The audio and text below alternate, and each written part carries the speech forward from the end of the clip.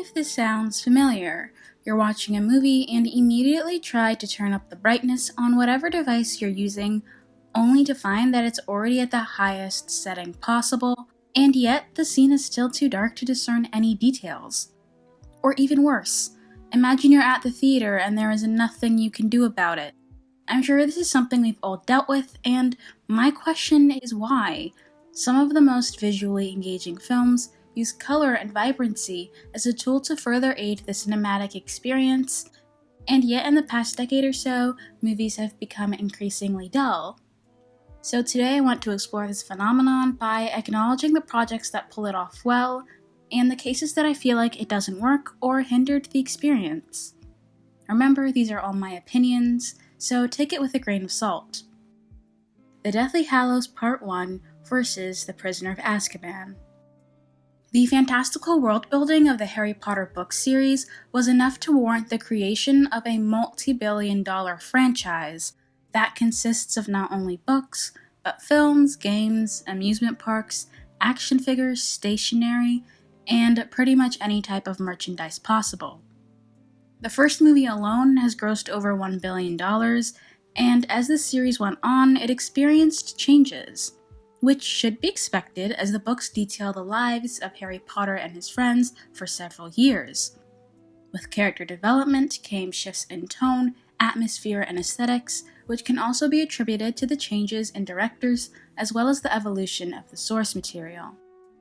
This picture, which apparently showcases the average color of every frame throughout the series, demonstrates the clear change in color palette from warm to cool and from vibrant to dull.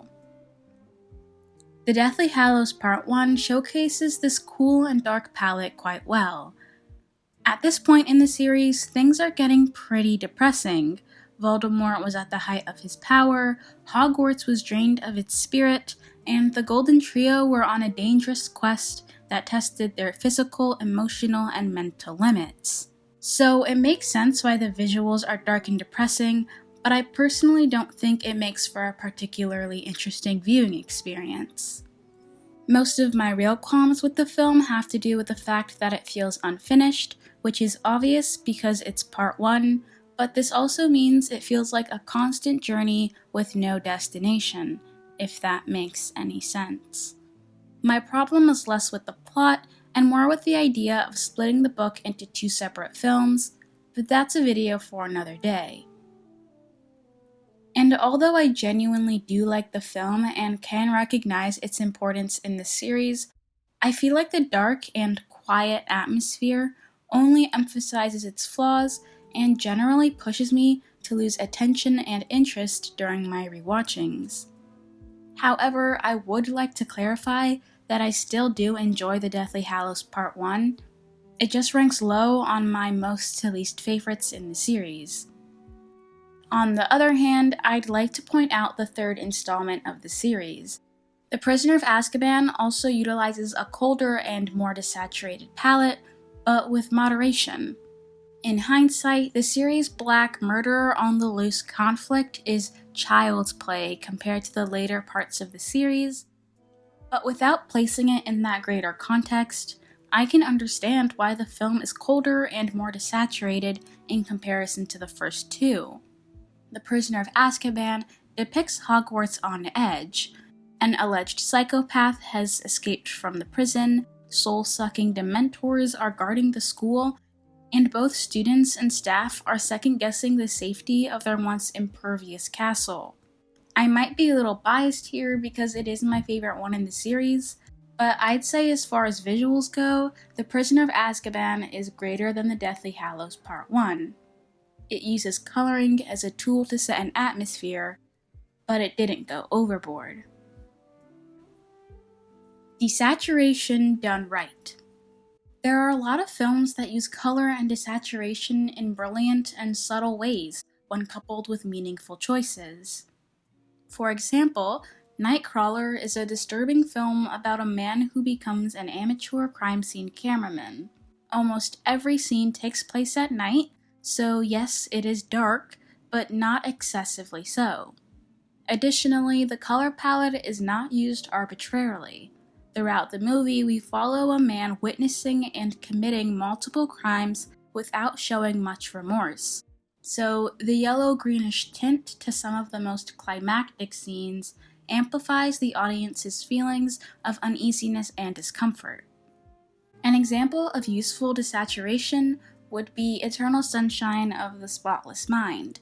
The story follows two awkward lovers, Joel and Clementine, through the peaks and troughs of their romance in an alternate reality where erasing a person from one's memory is possible. The opening scene appears quite drab at the first viewing. However, the specific directorial and acting choices are more understandable when considering its purpose in the story and its placement in the perceived timeline. It begins with Joel Barish waking up disoriented from what appears to be a dream, with a voiceover of him detailing how dull and cynical his life is. Coupled with the white noise in the background, the cold-toned color palette of the visuals, and the wandering tempo of the piano, it creates a tangible feeling of emptiness. The miscellaneous shots and cuts have a void effect.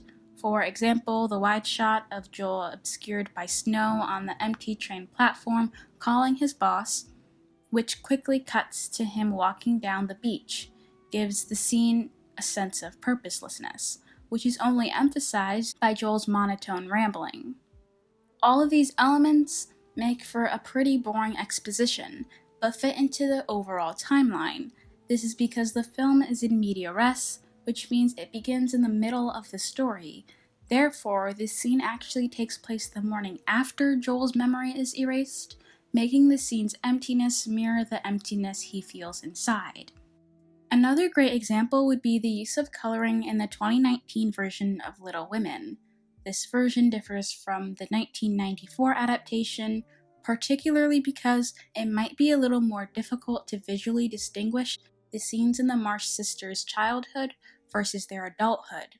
This is because instead of going in chronological order, their childhood is portrayed in flashback segments. Coupled with the fact that Amy Marsh is played by Florence Pugh in both stages of her life, the timeline might have been a little confusing if it wasn't mitigated by the use of warm and cool filters. Warmer scenes denoted the joyful, somewhat stress-free atmosphere of their childhood and adolescence, whereas the cooler, more desaturated scenes indicated that we were later on in the timeline. The use of these filters served a functional purpose as well as a symbolic and artistic purpose, and I personally think it worked really well. Why has darkness become so common? Darkness isn't something I would immediately object to, because when it's done right, it can serve a purpose. It has the ability to change the atmosphere and tone of a scene, or it can create tension and uneasiness. Perhaps most importantly, it can contrast sharply with light and invoke certain feelings, like a light at the end of the tunnel moment, or to showcase the mental state a particular character is in. I think more oftentimes than not, darkness is used as an attempt to create a precedent. It usually tells the audience that they're about to experience a gritty, serious, and mature film, and sometimes it genuinely works, but other times it just falls flat. When used excessively, it often just ruins the whole viewing experience. It becomes less of a narrative device and just ends up feeling like the filmmakers were recording during a power outage. Or even worse, sometimes it just feels like a crutch. As always, thank you so much for watching. Leave any questions, opinions, or critiques in the comments, and I'll see you next time.